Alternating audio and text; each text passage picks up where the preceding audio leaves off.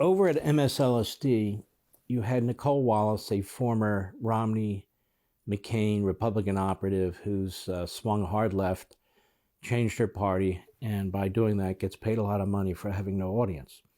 But she's enormously stupid, as are most of the people there. And she was praising President Biden's speech, that 95% of the people will agree with everything he has said, and they're completely out of it. Completely out of it. And Brian Williams, who had to go on sabbatical for 6 weeks because he's a liar and delusional, talking about being in Iraq and being shot at when he wasn't shot at, just tells you he's kind of very Biden-like. He can't fawn enough over Joe Biden, too. It's really incredible. And that speech is like the worst speech any president's given in American history. I take responsibility, but it's Trump's fault. It's the fault of the Afghan people. It's the fault of the four presidents. It's a fault. But I take full responsibility. You know, one of those deals. But here's Brian Williams, and he's in exchange with a U.S. Army veteran who also was a CIA operative, Matt Zeller, who is a paid contributor to MSNBC, but was listening to all of this and would have none of it. Go.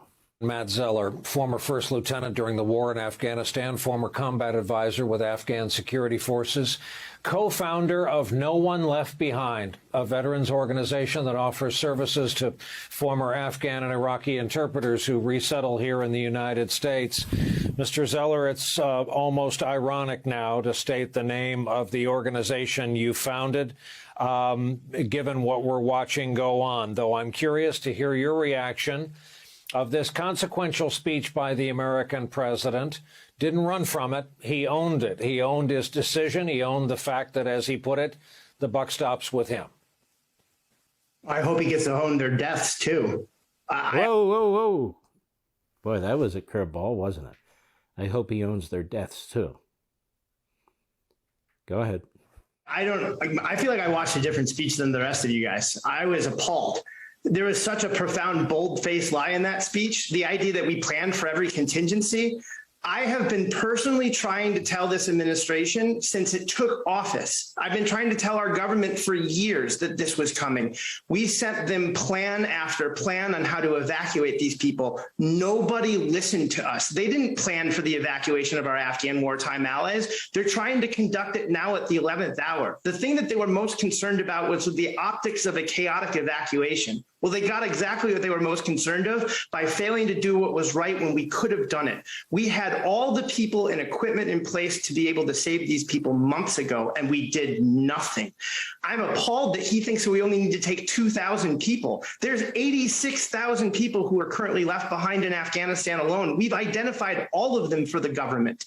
I have no idea why he claims that people don't want to leave Afghanistan. I have a list of 14,000 names right now of people who want to get out of Afghanistan. And the idea that the Afghan military should be blamed for this, do you know how many casualties the Afghan military took in an average year? More than the United States did in 20. When you're not getting paid on a regular basis, when you're not getting fuel, when no one is supplying you with ammunition, and yet you're still showing up to the fight, how dare us for having to blame these people for not having the audacity to be able to survive a Taliban onslaught? No. What we need to be doing right now, and what I am appalled that the president didn't say, was we need to be talking about how we're going to get every single one of these people out. Because let's be abundantly clear. People like me looked these people in the eye and made them a promise. We promised them that in their time of need, we would take care of them. How do you ever expect anyone to ever trust us again if we don't do that now while we can? And I'm sick and tired of trying to defer the Islamic Emirate of Afghanistan on what we're going to do. We're the United States of America. They're terrified of us. I have Afghans on the ground right now who are telling me they're going door to door in Kabul and they're making lists of people who used to work with us. They're telling them with smiles on their face, evil smiles, that they're going to be back from them once we leave. So we either take them now or these people are going to die. I've been trying to tell anyone who will listen. This is a never again moment in the making. This is an administration that seems to be a profound champion and defender of human rights. Well, sometimes human rights have to be defended at the barrel end of a gun. The Taliban are a modern version of the Nazis. And if this was Dresden, do you think British, or sorry, not Dresden, if this was Dunkirk, do you think British yachting pilots, the British captains that were sailing their boats heroically into Dunkirk, do you think they were asking on the beaches if the people they were picking up were Brits or French, or do you think they were just trying to get people away from the Nazis? Every Afghan we leave behind is going to be left behind to a horrible existence. And if we don't take them now while we can, that is as much on us as it is on the Taliban, who will hang or behead them. Wow, that was something Brian Williams didn't expect. In his experience being shot at in Iraq, he never saw anything like that before. This gentleman is 100% right, and I want to add something to what he said. I've been watching some people on TV, people I respect, say, let's just get the Americans out, and that's all we care about right now, period. Well, we do care, and the Americans need to come out. We need to find our fellow citizens and get them out, and I have my own thought on that. It's not going to be pleasant. But the idea, some of them said, that since we can't vet all these Afghans, that we really shouldn't be bringing them back, is simply unacceptable to me. Now, they have lists. This gentleman has his own list. The military has lists. They know who assisted us. Those lists are not just in Afghanistan. Those lists are in Washington at the Pentagon and other places. Those lists should have been drawn up a long, long time ago, people we need to get out of there. And so the idea that we shouldn't have as a priority, number one priority is American citizens, but a priority getting these people out is unacceptable to me, and I'm hearing it all over TV, that we should. Now, first of all, from a perspective of character and morality, when we ask people to help us find Osama bin Laden, help us fight the Taliban, help us keep the Taliban away and so forth, in order to protect our shores from the attack that we already had on 9/11, and then we turn our backs on them, that is not acceptable. That's not what Americans do, ladies and gentlemen.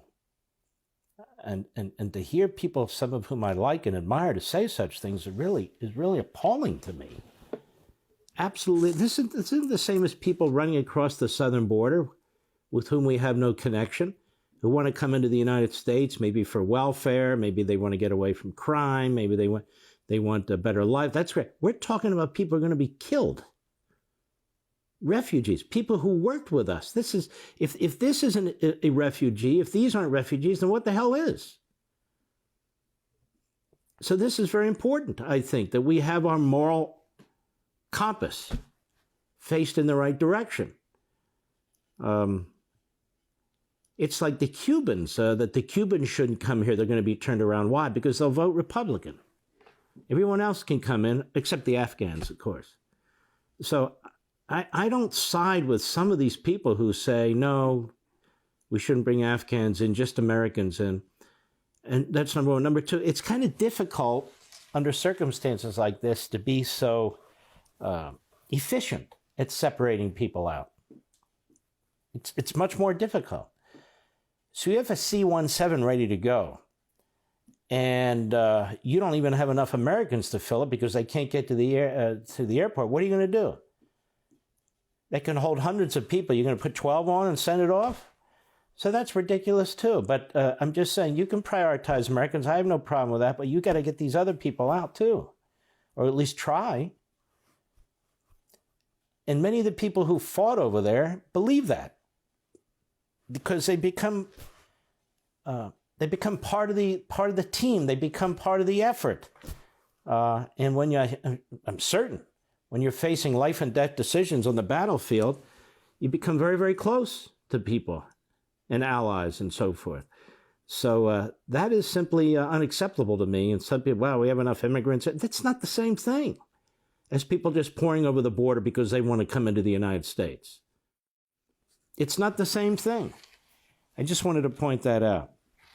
And you have these locals who are desperate, obviously, desperate to come here and to get out of what's obviously going to be a horrific genocidal bloodbath. The Taliban are lying about the things they're going to do. They sound like they're small d Democrats, don't they? Oh, yes, women are going to be treated fairly, of course, under Sharia law, and there's going to be equal justice and due process and free speech. There's going to be none of that.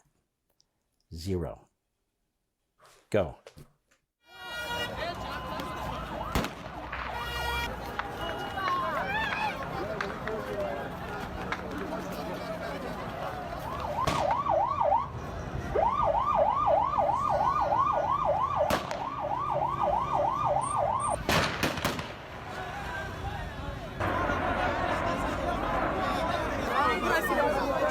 Let me just stop. Is this not horrendous? People know what's ahead if they can't get out. People know what's ahead if they can't get out. It's horrendous. The kind of lives they're going to be subjected to if they get to live at all. And many of them having worked with us. It really, I have to be honest with you. I can't sleep at night thinking about this. It's the truth. I just can't. And as the program goes on, the consequences of this for the United States are just beyond belief. Go ahead.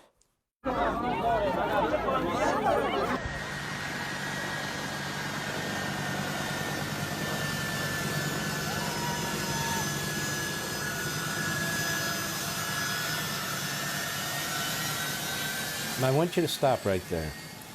Some of these people hanging on here take off with the airplane.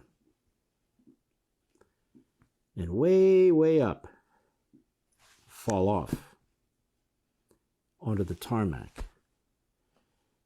And one witness said the sound was unbelievable, the loudness of it. When flesh and bones, when a human being falls from heights like a couple of these human beings did, you turn into jello. Every bone in your body disintegrates.